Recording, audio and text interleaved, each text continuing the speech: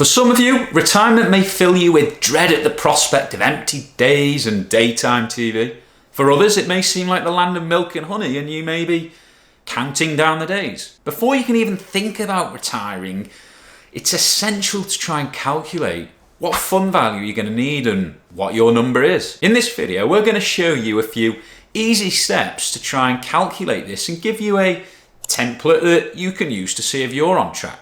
If you are planning on early retirement and plan on accessing your private pension as a bridge before your state pension kicks in, or just taking more income during the active years of your retirement whilst you still have your health and then maybe reducing it as you get older, I'll cover this and show you the effects taking income from an earlier age can have. Let's get into it then. So how much do I need to have saved then, Alex? Hold your horses. The first step in the calculation is to try and estimate or budget what you think you're going to spend when you retire.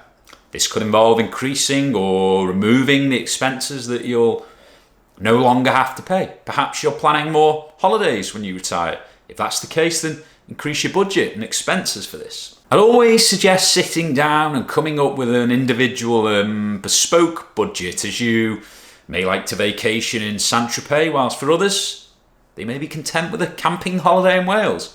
If it's hard to come up with a figure for retirement or it's such a long way away, then you could simply use a rule of thumb to try and estimate what income you're going to potentially spend. One of which is to take 50 to 70% of your current income. The Retirement Living Standards also carry out a study which looks at what retirees may need for a basic, moderate or comfortable retirement, and you could use these figures if you're at a loss. However, I often hear in the comments that these figures are way inflated and much more than what the average person would need. If you're married or live with your partner, I'd always suggest doing this exercise together and combining your retirement assets and incomes. After all, you probably split the bills now and you're likely going to do so in the future in retirement. So you've arrived at the figure of what income you think you're going to need. The next step is to deduct any other forms of income you may have, such as state pensions, rental income, and final salary pensions. Once you've deducted the other sources of income from the amount of income that you need, you then need to calculate what fund or pension value is going to be needed to address that shortfall.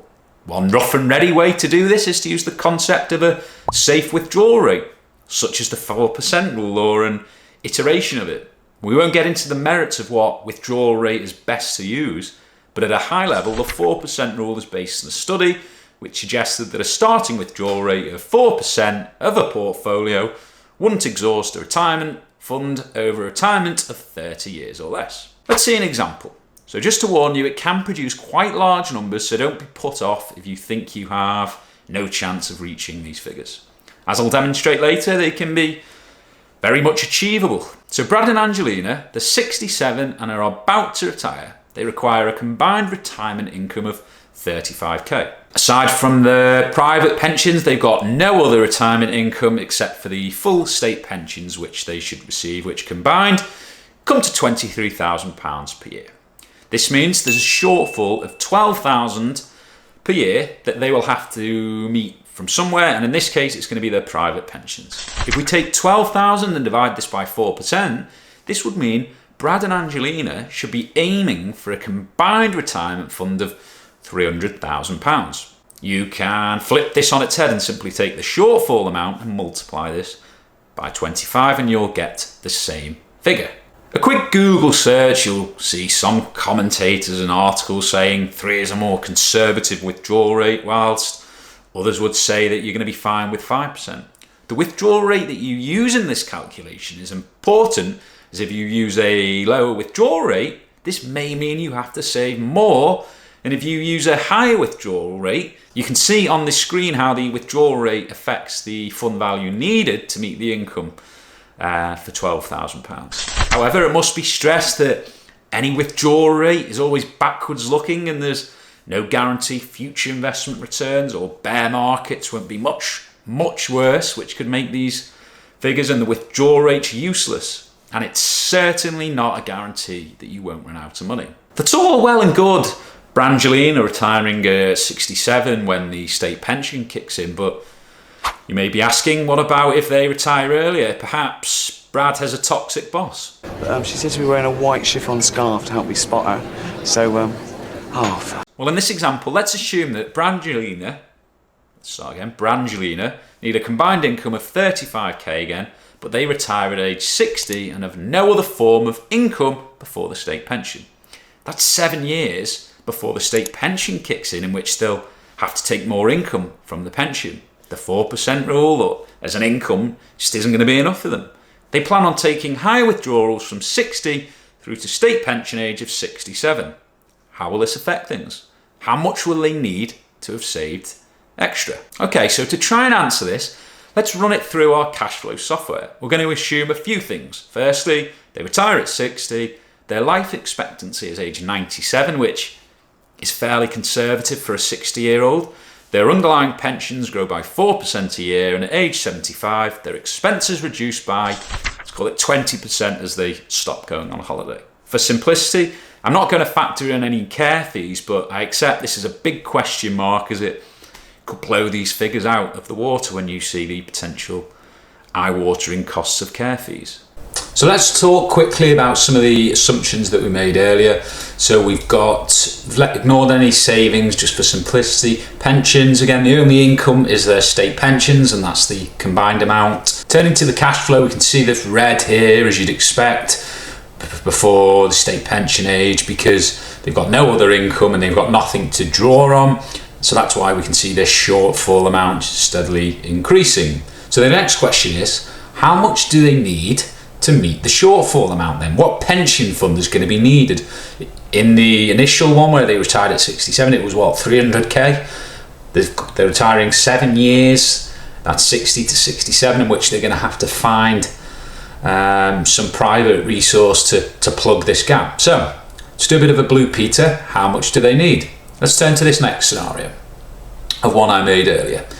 So if they would need a pension fund of 500k to ensure that they didn't run out of money right through until age 97. At age 75, 74, they would have around 177k, in which maybe their loved ones or children, if they had any, could inherit the pension fund tax-free, assuming they nominated a beneficiary and whatnot.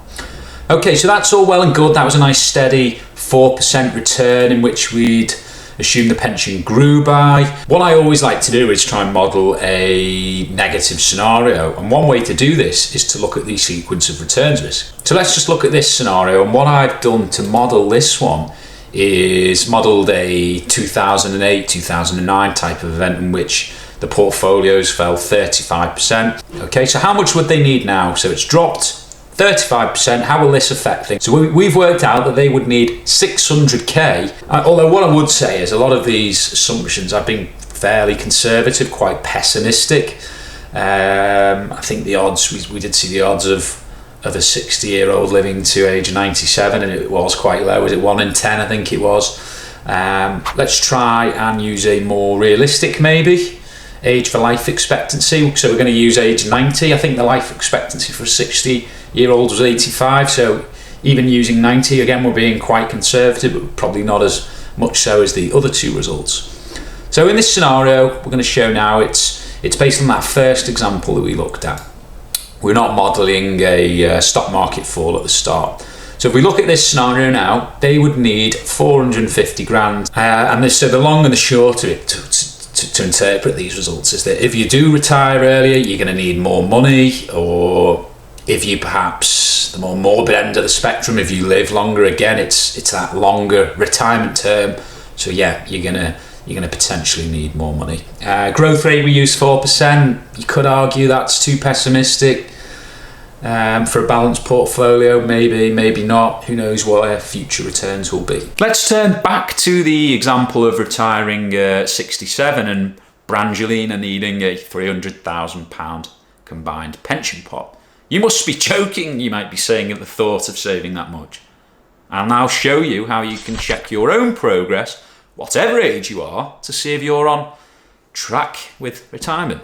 Once you've identified what fund value you should be aiming for, you can then play around with a compound interest calculator online to see how far you are away from this target amount. Once you're on the calculator, the steps are: add up the total value of your current pensions, calculate how much you're contributing to your pensions or how much you can perhaps afford to, work out how many years away retirement is, and finally, use an assumption for investment growth.